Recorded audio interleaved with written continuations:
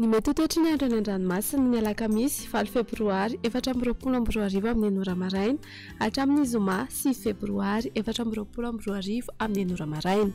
Samy mailo sy mitandrina hatrany isika mpampiasa ranomasina na tsy misy azy ny filazana fampitandremana. Ho an'ny morontsiraka Atsinanana, tanjon'ny Bobaomby hatrany amin'ny tanjon'ny Angotsy andrahoana amin'ny Sitokotoko, ho avy atsimo Atsinanana na atsimon'ny rivotra ka ho 9 km isan'ora. Adiny Mpanonja ranomasina, avon'ny onja manodidina ny 1 metatra. Tanjon'ny Angotsy hatrany Mahanoro, anorana Mahalana, ho avy avaratra Atsinanana na Atsinanana ny rivotra ka ho 9 hatramin'ny 12 km isan'ora.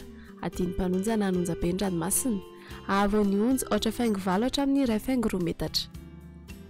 Mahanoro hatrany Tolaniaro, Anorambaratra, ho avy avaratra ny rivotra ka ho 12 hatramin'ny 7,30 km isan'ora. Anonjabe ny ranomasina, ahery rehefa ao anaty oram-baratra. Avon'ny onja manodidina ny 1,5 hatramin'ny 2 metatra, hatratra 2,5 metatra indraindray. Tolaniaro hatrany amin'ny tanjon'ny Vohimena, andrahoana vitsy, ho avy Atsinanana somary avaratra Atsinanana ny rivotra ka ho 12 hatramin'ny 12 km isan'ora. Hatratra 7,30 km isan'ora rehefa manalavitra ny morontsiraka. Anonjabe ny ranomasina, avon'ny onja manodidina ny 1,5 metatra. Ho an'ny morontsiraka andrefana, tanjon'ny Vohimena hatrany amin'ny tanjon'ny Ankabo, andrahoana vitsy, ho avy andrefana na atsimo andrefana ny rivotra ka ho 9 hatramin'ny 12 km isan'ora.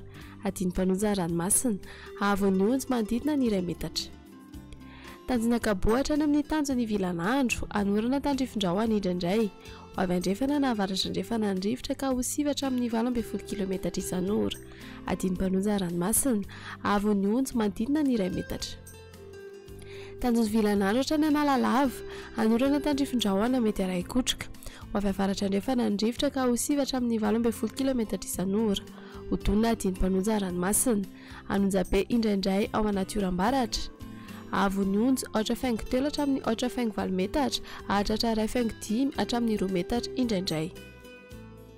Analalava hatrany amin'ny tanjon'ny Bobaomby, anoram-baratra, ho avy andrefana na avaratra andrefana ny rivotra ka ho 9 hatramin'ny 12 km isan'ora.